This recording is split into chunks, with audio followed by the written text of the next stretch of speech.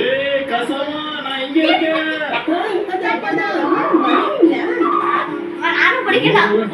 டயர்டா இருக்கீங்க?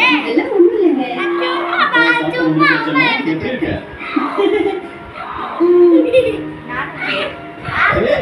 என்னாச்சு உனக்கு?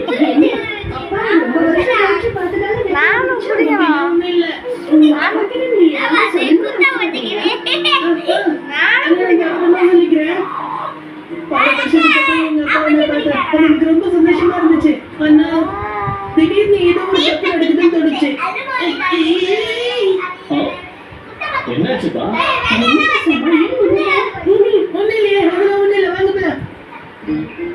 பாத்தியா கசாமா, இதுதான் நான் தங்கி இருக்கிற வீடு. போ வெளியே போய் விடு. போ வெளியே விடு. பாட்டி திட்டும் பார்த்துச்சுன்னா போ. இல்ல கசாமா, கம்பெனி எனக்கு ப்ரொவைட் பண்ண வீடு இது.